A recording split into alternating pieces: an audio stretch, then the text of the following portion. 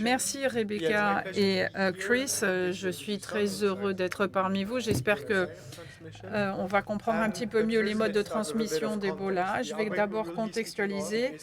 Je vais vous parler de la 10e épidémie en RDC entre 2018 et 2020 en Ituri, Nord Kivu, Sud Kivu. Il s'agissait de la deuxième épidémie avec plus de 3400 cas et un taux de létalité de 66% qui était dû au virus Ebola Zaïre. Elle se caractérisait par un grand nombre d'incidents sécuritaires avec des attaques contre les centres de réponse aux urgences, mais c'était aussi la première épidémie où le système de vaccination en anneau a été mené, outre les piliers classiques de la réponse qui comprenaient notamment les activités de traçage des contacts. Alors, je vais vous parler des chaînes de transmission dont vous avez certainement pas entendu parler au sujet de la COVID et de l'antivirus, mais qui est particulièrement intéressant pour Ebola. Il s'agit d'une représentation d'événements d'infection où on essaye de répondre à une simple question, c'est qui a infecté qui? Et pour ce faire, nous avons deux approches en tant qu'épidémiologistes. Imaginons que nous avons 4 cas d'Ebola. Si les activités sont en place et que ces cas sont identifiés de manière précoce, on peut enregistrer et suivre l'ensemble des contacts. C'est ce que l'on appelle le traçage de contacts et c'est ce qui est fait couramment dans les épidémies d'Ebola. Certains vont développer la maladie et d'autres vont être considérés comme des cas secondaires. D'autres n'auront pas la maladie et seront exclus de la chaîne de transmission.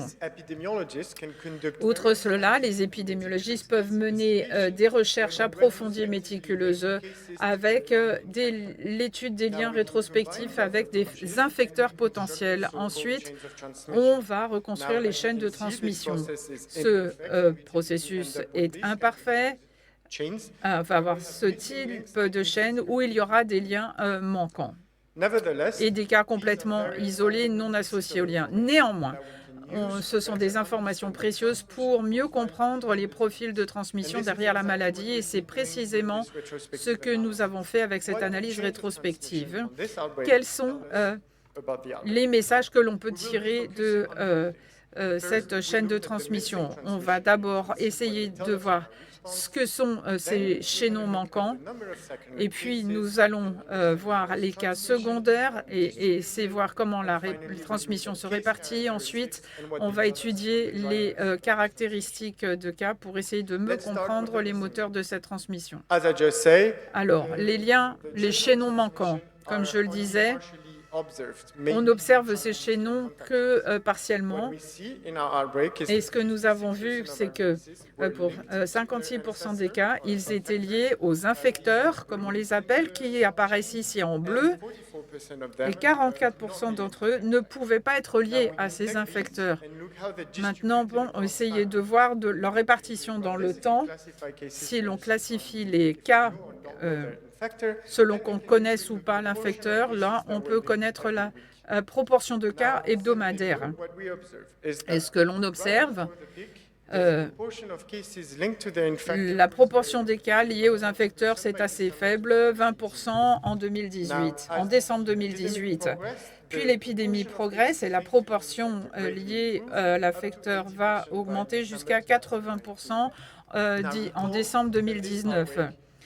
Cette épidémie se caractérise par un grand nombre d'incidents sécuritaires, dont 9 attaques contre les centres de santé et les professionnels de santé.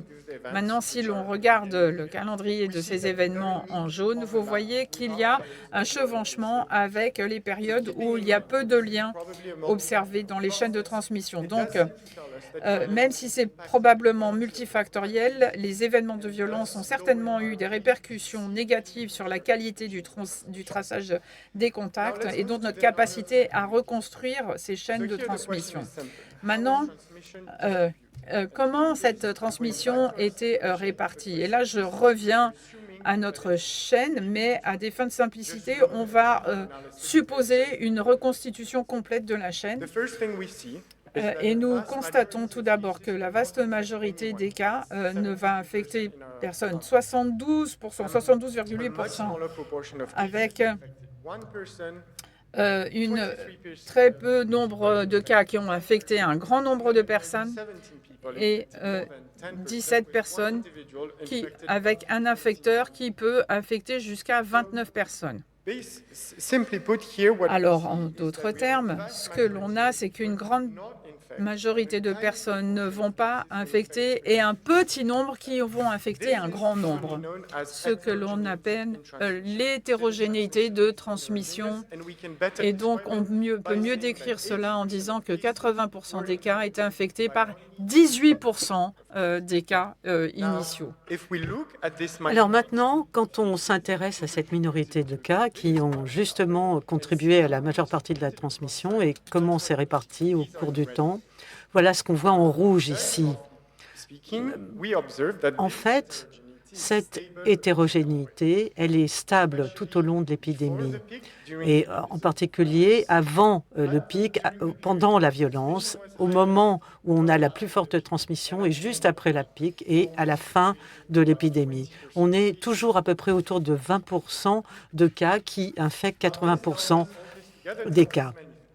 Et ça nous dit beaucoup de choses. Tout d'abord, ça nous dit qu'on a d'hétérogénéité dans la transmission d'Ebola. En Afrique de l'Ouest, ça a été démontré. On pense que c'est également présent en RDC. Ça semble être une caractéristique de la transmission d'Ebola et il faut le surveiller pendant cette épidémie actuelle et à l'avenir.